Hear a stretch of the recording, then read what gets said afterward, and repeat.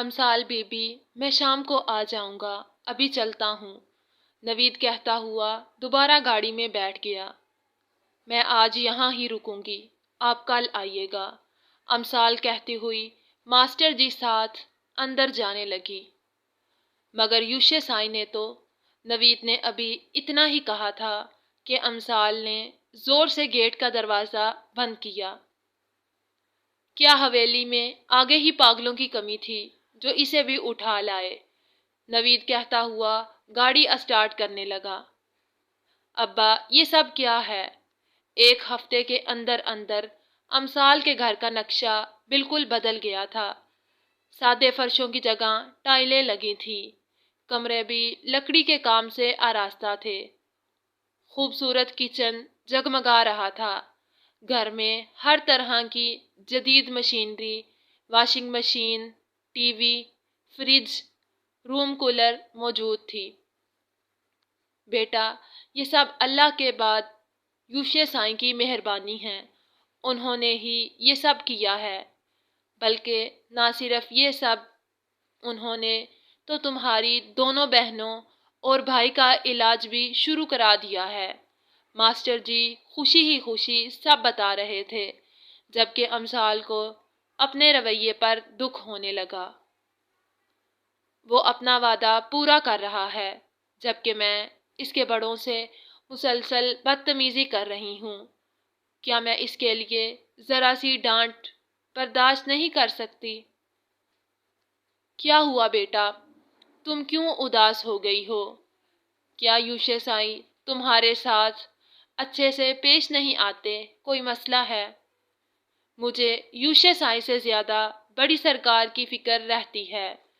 وہ تمہارے ساتھ کیسی ہیں؟ ماسٹر جی نے فکر مندی سے پوچھا۔ امثال گھر سے تو یہی سوچ کر آئی تھی کہ سب کی خوب شکایتیں لگائے گی، مگر اب اس کے منہ پر یوشے کی عنایتوں کا تالا لگ گیا تھا۔ ابا میرے ساتھ سب بہت اچھے ہیں، بھلا کوئی سردار یوشے حیدر افندی کی بیوی کو کچھ کہہ سکتا ہے؟ امثال پھیکا سا مسکرائی۔ اچھا تم اب آرام کرو یا اپنے بھائی بہنوں سے باتیں، میں ابھی آتا ہوں، ماسٹر جی کہتے ہوئے کمرے سے باہر نکل گئے۔ باقی سب ماسٹر جی کے جاتے ہی امثال کے گرد جمع ہو گئے اور حویلی کے بارے میں پوچھنے لگے کہ وہ اندر سے کیسی ہے، جبکہ امثال کا دل و دماغ یوشے پر اٹکا ہوا تھا۔ یوشے آپ نے ابھی تک اپنا وعدہ پورا نہیں کیا ہے۔ ادن کے گلے پر یوشے مسکرایا۔ چھوٹی ماما ابھی میں بہت مصروف ہوں، دعا کریں کہ میں الیکشن جیت جاؤں، پھر آکاشا کی شادی پر اپنی فیملی ساتھ شرکت کروں گا۔ یوشے اس وقت اپنی گاڑی میں بیٹھا گاؤں کی طرف سفر کر رہا تھا۔ میرے خیال سے تم جیت گئے ہو، اور رہی بات دعا کی تو میں تمہاری کامیابی کے لیے تمہارے کہے بغیر ہی دعائیں کرتی ہوں۔ ادن کا جواب یوشے کو سرشار کر گیا۔ پتہ چھوٹی ماما میں بہت خوش نصیب ہوں، کیونکہ میرے لیے تین تین مائیں ایک ساتھ دعائیں کرتی ہیں، میری جیت تو پکی ہے۔ یوشے کا جواب ادن کو کچھ اداس سا کر گیا۔ باپ بھی ماں سے کچھ کم نہیں ہوتے، میرے خیال سے ان کا بھی اولاد کی کامیابیوں میں اتنا ہی حصہ ہوتا ہے جتنا ماں کا۔ ادن کا جواب یوشے کو کہکا لگانے پر مجبور کر گیا۔ آپ بابا سائیں کو نہیں بھول سکتی؟ یوشے نے شیشے سے باہر بدلتے منظر دیکھتے ہوئے پوچھا۔ وہ مجھے ہر معاملے میں یاد رہتے ہیں، بس مجھے تم دونوں سے یہی شکایت ہے کہ تم دونوں بھائی اس طرح اپنے باپ کو عزت نہیں دیتے جو ان کا حق ہے۔ حیدر ایک چراغ کی مانند ہے، جو ان کے قریب جائے گا روشنی پائے گا، اپنی ضد اور انا میں روشنی سے محروم مت ہو جانا۔ عدن نے قریب بیٹھے آکاشا کی طرف دیکھ کر کہا، جو بور ہونے کی بھرپور ایکٹنگ کر رہا تھا۔ ٹھیک ہے، میں پوری کوشش کروں گا کہ بابا سائیں ساتھ، میری طرف سے کوئی زیادتی نہ ہو۔ یوشے کا جواب عدن کو خوش کر گیا۔ وہ آکاشا کی طرح ان سے بحث نہیں کرتا تھا، بلکہ فوراً بات مان لیتا تھا۔ آکاشا کہاں ہے؟ آج بڑی خاموشی ہے۔ یوشے کے پوچھنے پر عدن نے سر نفی میں ہلایا۔ میرے پاس ہی ہے، مگر نواب زادے کا موڈ کچھ خراب ہے، لہٰذا خاموشی کا راج ہے، ورنہ تو۔ عدن کے جواب پر آکاشا نے ناراضگی سے ماں کو گھورا۔ اچھا، ذرا اسے فون دیں، میں بھی تو پوچھوں کہ موڈ کیوں خراب ہے۔ یوشے کے کہنے پر عدن نے فون آکاشا کو دیا۔ آ گئی یاد، مل گئی فرصت، آکاشا نے فون پکڑتے ہی کہا۔ مجھے تو پھر بھی یاد آ جاتی ہے، مگر تمہیں تو وہ بھی نہیں آتی، کہاں غائب تھے؟ یوشے نے گھڑی پر وقت دیکھا، جہاں رات کے 9 بج رہے تھے۔ ایک تو آپ شادی کو پیارے ہو گئے، اوپر سے جو کسر بچی تھی وہ آپ کی سیاست نے نکال دی۔ اچھا خاصا میرا بھائی ہوتا تھا، مگر اب شادی اور سیاست کی نظر ہو گیا۔ آکاشا نے سرد آہ بھرتے ہوئے افسوس کیا۔ اچھا، اب زیادہ ڈرامے کرنے کی ضرورت نہیں ہے، بس دعا کرو کہ میں جیت جاؤں، پھر تمہاری شادی میں دھوم دھام سے شرکت کروں گا۔ یوشے نے اسے منانا چاہا۔ یہ بھی ٹھیک ہے، دوسرے کا کام بنے یا نہ بنے، آپ اپنا الو ضرور سیدھا کر لیں۔ یعنی میں آگے ہی مصروفیت کا گلہ کر رہا ہوں، اوپر سے فرما رہے ہیں دعا کرو میں جیت جاؤں۔ میں کوئی پیر ہوں جو میری دعا فوراً قبول ہو جائے گی؟ اگر میں اتنا ہی اللہ کا ولی ہوتا تو آج میری چوتھی شادی کا کارڈ آپ کو ملتا۔ آکاشا کے جواب پر یوشے کا بھرپور کہکا گاڑی میں گونجا۔ اچھا یار، تو نہ دعا کرنا، میں پھر بھی تیری شادی میں شرکت کروں گا۔ یوشے نے ہار مانی۔ ہائے، کتنا برا لگے گا نا، اگر آپ ہار گئے تو سب کہیں گے ہارنے کے بعد کیسے خوشی خوشی بھائی کی شادی میں شریک ہو رہا ہے۔ آکاشا نے منہ بنایا۔ یا اب کہیں تو خوش ہو جا، کسی بات پر تو رضامندی ظاہر کر دے۔ یوشے کی گاڑی اب حویلی میں داخل ہو رہی تھی۔ آپ کہاں ہیں؟ آکاشا نے ہارن سنتے ہوئے پوچھا۔ گاڑی میں، یوشے نے جواب دیا۔ اور گاڑی اس وقت کہاں ہے؟ آکاشا کو تجسس ہوا۔ حویلی میں۔ یوشے سر ہلاتا ہوا ملازموں کے سلام کا جواب دیتا سیڑھیاں چڑھنے لگا۔ چلیں پھر آپ بڑی سرکار کے حوالے۔ آکاشا کے جملے پر یوشے نے کہکا لگایا۔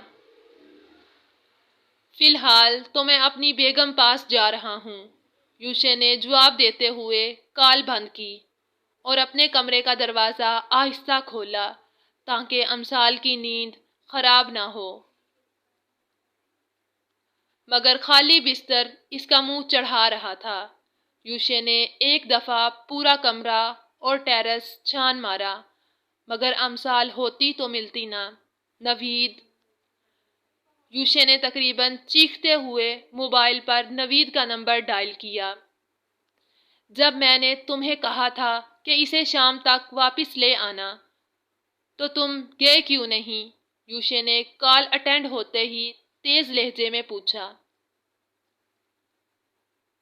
وہ تو سو گیا ہے، کس کو کہاں سے لانا تھا؟ کیا آپ کے پاس اس کے علاوہ اور کوئی ڈرائیور نہیں ہے؟ نوید کی جگہ بطول نے کال اٹینڈ کی۔ زیادہ باتیں بنانے کی ضرورت نہیں ہے، میرا آگے ہی دماغ خراب ہے، اسے فون دو، میں جانتا ہوں وہ اتنی جلدی نہیں سوتا۔ جب تک ڈیرے پر ایک بھی کتا جاگ رہا ہوتا ہے اسے نیند نہیں آتی، یہ تمام جانوروں کو سلانے کے بعد سوتا ہے۔ میں اسے تم سے بہتر جانتا ہوں، یوشے نے ٹائی ڈھیلی کرتے ہوئے کہا۔ جی سائیں، فوراً ہی نوید کی فرمانبردار آواز سنائی دی۔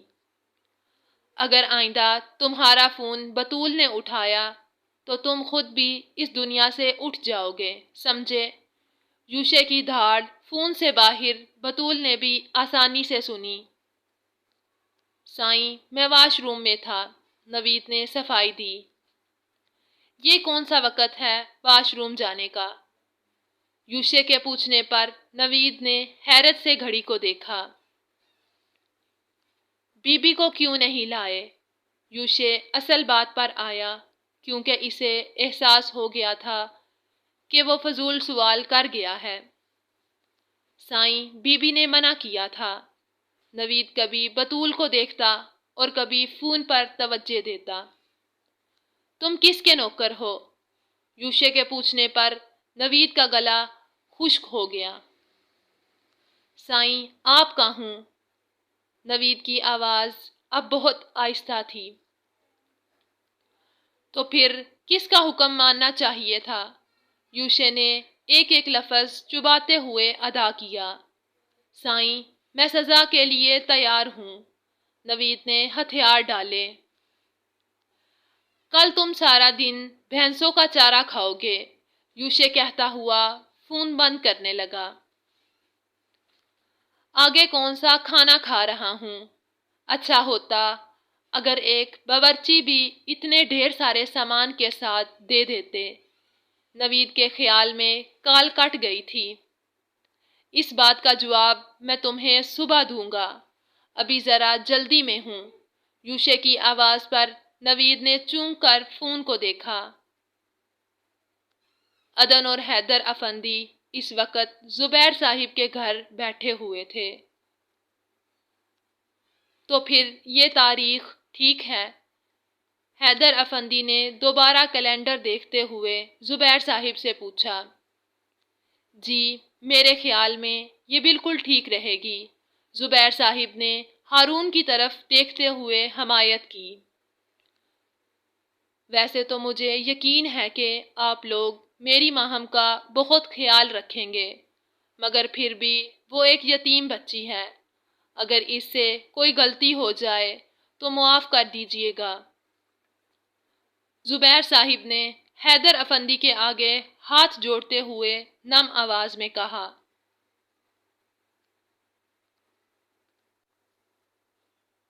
ارے آپ کیسی باتیں کر رہے ہیں؟ وہ اب ہماری بھی بیٹی ہے تو ہم اس کا خیال کیوں نہیں رکھیں گے؟ حیدر افندی نے فوراً زبیر صاحب کے ہاتھ پکڑ لیے۔ بس میرے کاندھوں پر ایک بوجھ تھا جو اب اتر گیا ہے، زبیر صاحب نے مسکراتے ہوئے اپنی آنکھیں صاف کی۔ ماہم، حرم نے دروازہ کھولتے ہوئے تقریباً چیخ کر اسے پکارا۔ حرم کی بچی، تم نے تو مجھے ڈرا ہی دیا ہے، ماہم نے اسے دیکھتے ہوئے غصے سے کہا۔ ماہم، تیرا تو بابا نے پکا بندوبست کر دیا ہے، اب تجھے پیپرز کی پریشانی نہیں لینی چاہیے۔ حرم بیڈ پر گرتے ہوئے بولی۔ سچی؟ ماہم کی حیرت سے آنکھیں پھیل گئی۔ ہائے، کتنی خوشی ہو رہی ہے، مگر ہم کیا کریں؟ ہمارا ہیرو تو بے روزگار ہے، بس نام کا ہی لائق فائق ہے۔ حرم کی دہائی دینے پر ماہم مسکرانے لگی۔ یار، ویسے میں تیرے جانے سے اداس ہو جاؤں گی۔ حرم ایک دم سیدھی ہو کر بیٹھ گئی۔ ہاں، یہ تو ہے، میرا بھی تیرے بغیر دل نہیں لگے گا، اداس تو میں بھی ہو جاؤں گی۔ ماہم نے فوراً اس کی ہاں میں ہاں ملائی۔ چھوڑ یار، تو کہاں اداس ہوگی، ہم نے تجھے اچھا خاصا جو لے کر دیا ہے، بلکہ وہ تو جوکر کا سردار ہے، وہ بلا تجھے اداس ہونے دے گا۔ حرم کی بات پر ماہم نے سر ہلایا، مگر پھر بھی ماہم نے محبت سے حرم کی طرف دیکھا تو اس نے اٹھ کر اسے اپنے گلے لگا لیا۔ اس وقت رات کے 10 بج رہے تھے، ہر طرف خاموشی کا راج تھا، سوائے امثال کے گھر میں سب سو چکے تھے، مگر اسے نیند نہیں آ رہی تھی۔ اپنے گھر کو دیکھتے ہوئے اس کا دھیان مسلسل یوشے کی طرف تھا۔ تبھی گیٹ پر ہارن کی آواز سنائی دی۔ یوشے بے اختیار اس کے منہ سے نکلا، پھر دوسرا، تیسرا اور مسلسل ہارن بجنے لگا۔ ماسٹر صاحب نے گیٹ کھولا تو آگے یوشے کو کھڑا پایا۔ معذرت چاہتا ہوں اتنی لیٹ آپ کی نیند خراب کرنے کی، مگر جب آپ کسی کی بیوی کو اپنے پاس زبردستی روک لیں گے تو اسے آنا پڑے گا، یوشے کہتا ہوا اندر داخل ہوا۔ سائیں، میں نے اسے نہیں روکا، وہ اپنی پسند سے یہاں رکی ہے، ماسٹر جی نے ڈرتے ڈرتے عرض کی۔ وہ تو بے وقوف ہے، مجھے نہیں جانتی، مگر آپ تو جانتے ہیں نا، بتانے کی ضرورت نہیں ہے۔ کیا؟ یوشے کے آپ مخاطب کرنے پر ماسٹر جی ویسے ہی حیران تھے، اوپر سے اس کی دھمکی۔ بھلا دیجیے گا، مجھے دیر ہو رہی ہے۔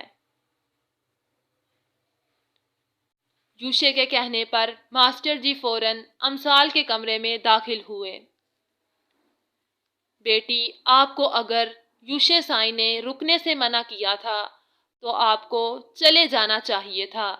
امثال کو چارپائی سے اٹھتا دیکھ کر ماسٹر جی نے کہا، ابا آپ پریشان نہ ہوں اور آرام سے سو جائیں۔ امثال نے اپنی چادر اوڑھی اور باہر نکل آئی۔ یوشے نے امثال کو باہر آتا دیکھ کر قدم گیٹ کی طرف بڑھا دیے۔ اب گیٹ بند کر لیں اور پریشان نہ ہوں، امثال نے ایک بار پھر ماسٹر جی کے چہرے کو دیکھتے ہوئے تسلی دی۔ گاڑی میں بہت خاموشی تھی، پھر اچانک یوشے نے امثال کا ہاتھ پکڑ کر اپنے ساتھ گیئر پر رکھا۔ تمہیں کہنا ماننا نہیں آتا، خاص طور پر میرا۔ یوشے کا لہجہ بالکل نرم تھا، جس پر امثال نے اسے حیرت سے دیکھا۔ کیا تھا یہ شخص، اکیلے میں اور سب کے سامنے اور؟ امثال کی نظر خود پر محسوس کرتے ہوئے یوشے نے ایک نظر اسے دیکھتے ہوئے سامنے سڑک پر دیکھا۔ کیا ہوا، اتنی خاموش کیوں ہو؟ کل تو بڑی زبان چل رہی تھی۔ یوشے نے اسے بولنے پر اکسایا۔ آپ اصل میں کیا ہیں؟ امثال کا لہجہ عجیب سا تھا۔ میں اصل اور نقل دونوں میں یوشے ہی ہوں۔ یوشے نے امثال کی بات ہنسی میں اڑا دی۔ میں سنجیدہ ہوں۔ امثال کو اس وقت یوشے کی ہنسی سخت بری لگی۔ دیکھو، فی الحال تو میں بہت تھکا ہوا ہوں۔ کیا ایسا نہیں ہو سکتا کہ ہم کچھ دن آپس میں الجھے بغیر گزار دیں؟ یوشے نے امثال ساتھ بحث سے اجتناب کیا۔ نہیں، آپ ایک نہیں ہیں۔ حویلی کے اندر جو یوشے ہے وہ حویلی کے باہر والے یوشے سے بالکل مختلف ہے، امثال نے یوشے کو دیکھتے ہوئے کہا۔ تبھی اسے احساس ہوا کہ آج یوشے اپنے روایتی لباس میں نہیں ہے۔ یوشے نے گاڑی حویلی کے اندر روکی اور باہر نکلتے ہوئے ملازم کو چابی دی، پھر دونوں آگے پیچھے ایک ساتھ کمرے میں داخل ہوئے۔ کہاں سے آ رہے ہیں؟ امثال نے یوشے کو کف لنک نکالتے دیکھ کر پوچھا۔ سارا دن شہر میں گزرا ہے، کچھ دیر پہلے واپس آیا تو آپ جناب گھر پر نہیں تھی، اس لیے آپ کو لینے آ گیا، قسم سے جو میں نے ایک گھونٹ پانی بھی پیا ہو۔ یوشے نے سینے پر ہاتھ باندھتے ہوئے جواب دیا، جس پر امسال کو تھوڑی سی شرمندگی ہوئی اور وہ چھوٹے قدم لیتی ہوئی یوشے کے سامنے آ رکی۔ کیا ہے؟ یوشے نے آبرو اچکا کر پوچھا۔ شکریہ، امسال کہتی ہوئی یوشے کے سینے ساتھ جا لگی تو یوشے نے محبت سے اسے اپنے حصار میں لے لیا۔ کس لیے؟ حالانکہ وہ جانتا تھا کہ کس بات کا شکریہ ادا کیا جا رہا ہے۔ میں نے لوگوں کو محبت پر بہت بولتے دیکھا ہے، محبت پر دلائل دیتے دیکھا ہے، محبت کے لیے لڑتے دیکھا ہے، مگر محبت نبھاتے نہیں دیکھا۔ آپ واحد انسان ہیں جنہیں محبت نبھانا آتی ہے اور آپ نے بہت اچھے سے نبھائی ہے، مگر مجھے سمجھ دیر سے آئی۔ امسال نے آہستہ آہستہ آواز میں یوشے سے کہا، اس کی آواز اور لہجہ اس کی شرمندگی کے عکاس تھے، جس پر یوشے نے ایک گہرا سانس خارج کیا۔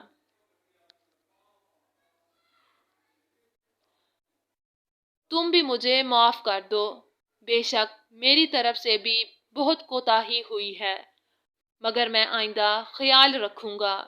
یوشے نے محبت سے اس کے سر پر بوسہ دیا۔